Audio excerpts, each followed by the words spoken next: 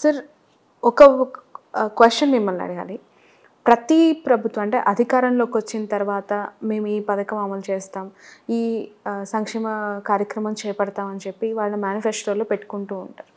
అలా తెలంగాణ తీసుకోవచ్చు, ఏపీ తీసుకోవచ్చు, సంక్షేమ పథకాలు, ఉచిత పథకాలు అనేక ప్రకటించి ఆల్మోస్ట్ నెరవేరుస్తున్నాయని చెప్పుకొని మళ్ళీ ఎన్నికలకు సిద్ధమవుతూ ఉన్నారు. ఎలా ఉంది సార్ ఉచిత పథకాలు, సంక్షేమ పథకాల వ్యత్యాసాల వల్ల ఏపీలోనేమో సోమరిపోతులు అయిపోతున్నారు, అనుకున్న దానికంటే ఎక్కువగా సంక్షేమ పథకాలు లేదంటే ఉచిత పథకాలు అక్కడ అమలు చేసేస్తున్నారు జగన్ గారు అని చెప్పి బాహటంగా విమర్శలు ఎదుర్కొంటోంది ఆ ప్రభుత్వం. చంద్రబాబు నుంచి కావచ్చు, పవన్ కళ్యాణ్ గారి నుంచి కావచ్చు. ఎలా చూస్తున్నారు? శ్రావణి, ఒక మాట చెప్పాలి. పార్టీలు అన్ని రాష్ట్రాల్లో కూడా, ఏ పార్టీ అయినా కూడా గతంతో పోలిస్తే 30-40 ఏళ్ళు 50 ఏళ్ల క్రితంతో పోలిస్తే వ్యక్తిగతమైన సంక్షేమ పథకాలకి పెద్దపీట వేస్తున్నారు, చాలా సమర్థంగా అమలు చేస్తున్నారు. పూర్వం ఉన్న అవినీతి కూడా ఉంటున్నది. చివరి మనిషి దాకా టెక్నాలజీ కూడా వచ్చింది కాబట్టి ఆధార్ లింకులు కానీ లేకపోతే మిగతా రకరకాల కారణాల వల్ల చివరి మనిషి దాకా వెళ్ళిపోతున్నాయి. చాలా సమర్థంగా పెడుతున్నాయి, నిజాయితీగా పెడుతున్నాయి. ఉత్తరప్రదేశ్ కావచ్చు, తెలంగాణ కావచ్చు, ఆంధ్రప్రదేశ్ కావచ్చు, కర్ణాటక కావచ్చు, తమిళనాడు కావచ్చు, కేరళ కావచ్చు, దేశంలో చాలా రాష్ట్రాల్లో, మహారాష్ట్ర కావచ్చు, సమర్థంగా వెళుతున్నాయి. ఒక పేద దేశంలో పేద ప్రజల సంక్షేమాన్ని పక్కన పెట్టడం కూడా సాధ్యము కాదు, ధర్మము కాదు. తాత్కాలికంగా ఇప్పుడు పేదరికం బాధలో ఉన్నప్పుడు తాత్కాలికంగా కొంతైనా ఉపశమనం కలగాలి. కానీ మన సమస్య ఎక్కడ వచ్చిందంటే, అసలు పరిపాలన అంటే ఈ తాత్కాలికమైన తాయిలాలు ఇవ్వటమే. ఎల్లకాలం మాది ఇచ్చే చెయ్యి, నీది పుచ్చుకునే చెయ్యి, నేను నీకు దానం ఇస్తా, నువ్వు నాకు రుణపడి ఉంటావు. ఈ భావన, ఈ భాష ప్రజాస్వామ్యానికి చాలా ప్రమాదకరం. ఇది మీ బాబుగాడి ముల్లె కాదు. ఈ సంక్షేమ పథకాలు మీరు ఏమిచ్చినా కూడా ప్రజల డబ్బు, పన్నుల రూపంలో కష్టించి చెమటోడ్చి ప్రజలకు ఇస్తున్న డబ్బు, దాన్ని ప్రజల్లో కొంతమందికి మీరు పంపిణీ చేస్తున్నారు. సంతోషం. కాబట్టి మొట్టమొదట మీకు రుణపడాల్సిన అవసరం లేదు. ఇది మీది కాదు. మీలో చాలామంది, అందరూ కాకపోయినా ప్రజల నుంచి దోచుకుని మీరు బాగుపడుతున్నారు తప్ప ప్రజలు మీ నుంచి దోచుకోవట్లా. ప్రజల డబ్బుని దానిలో చాలా భాగం తినేసి మరికొంత భాగం దుబారా ఖర్చు పెట్టి కొద్దిగా జనానికి అందించే ఏర్పాటు. రెండోది, అంతకంటే ముఖ్యమైనది, తాత్కాలికమైన ప్రయోజనం అవసరమే. కానీ ఒక 20 ఏళ్ళు ఇట్లా ఇచ్చామనుకుందాం. 20 ఏళ్ళు అక్కడ కూర్చున్న వాళ్ళు ఇచ్చే చెయ్యి, ఇక్కడ ప్రజలతో పుచ్చుకునే చెయ్యి. 20 ఏళ్ల తర్వాత ఈ కుటుంబంలో పిల్లలు పెద్దవాళ్ళు అవుతారు కదా, వాళ్ళ బతుకు ఇట్లానే అయితే అప్పుడు మళ్ళీ పుచ్చుకునే చెయ్యి అయితే, మీది ఇచ్చే చెయ్యి అయితే, అంటే ఎల్లకాలం తరతరాలుగా బానిసల్లా బతకాలా? తరతరాలుగా బేదలుగా ఉండాలా? బేదరిక నుంచి ఎట్లా బయటపడతారు? మీరిచ్చే దానాల వల్ల కాదు. ప్రజాధనమైనా సరే సంపాదించే శక్తి పెరగడం వల్ల. ఎలా పెరుగుతుంది? మంచి విద్య, మంచి ఆరోగ్యం, నైపుణ్యం, ఆర్థిక పరిస్థితి పెరిగి ఉద్యోగాల కల్పన, సొంతంగా ఉపాధిలో చేరడం, కష్టపడి ధైర్యంగా డబ్బు సంపాదించగలగటం, ఆత్మవిశ్వాసం, ధైర్యం.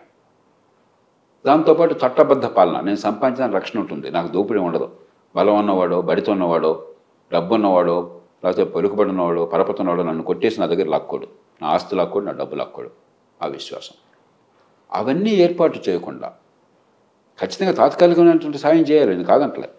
కానీ దాంతోపాటు దీర్ఘకాలిక అభివృద్ధి, ఆదాయాలు పెరిగే మార్పు, అది చేయకపోతే ఎన్టీ రామారావు గారు ₹2 బియ్యం పెట్టారు 83లో.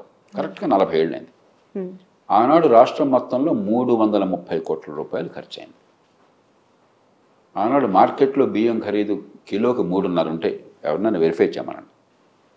ఇవేమి నేను చెప్పేవేమీ కూడా నా ఇక్కడ పుర్రు నుంచి పుట్టినవి కాదు. ఆనాడు రేట్ అంతా కనుక్కోమనండి. మార్కెట్లో 3.5 ఉండేది బియ్యం, ₹2కి ఇచ్చారు, అంటే ₹1.5. ప్రజలు చాలా సంతోషపడ్డారు. ఖచ్చితంగా ఆకలి కొన్న వాళ్ళకి ఆనాడు ఈనాడు కంటే ఆకలి ఎక్కువ ఉంది కదా, పేదరికం ఎక్కువ ఉంది కదా, దాని అనుమానం లేదు కదా. 330 కోట్ల రూపాయలు అయింది. ఆనాడు 22 లక్షల టన్నులు ఇచ్చాం మనం. ఏడాది మొత్తంలో మనం పంపిణీ చేసింది ₹2 బియ్యం. సమర్థంగా అందింది, నిజాయితీగా అందింది, వాళ్ళందరూ తంటాలు పడ్డాం. ఈవేళ 2 రాష్ట్రాల్లో కలిపి 64 లక్షల టన్నులు పంపిణీ చేస్తున్నాం. అప్పుడు 22 లక్షల టన్నులు ఇచ్చింది. ఈవేళ మార్కెట్లో 40 రూపాయలు ఉంటే బియ్యం మీద రేటు మీరు చెప్పాలి నాకు. ప్రేక్షకులకు అందరికీ తెలుసు ఎంత ఉంది రేటు బియ్యం. క్వాలిటీ అయితే ఆల్మోస్ట్ 70-80 రూపీస్, కనీసం 30-40 రూపాయలు. ఎబో 40. 40 రూపాయలు ఉంటే ₹1 ఇస్తున్నారు మీరు.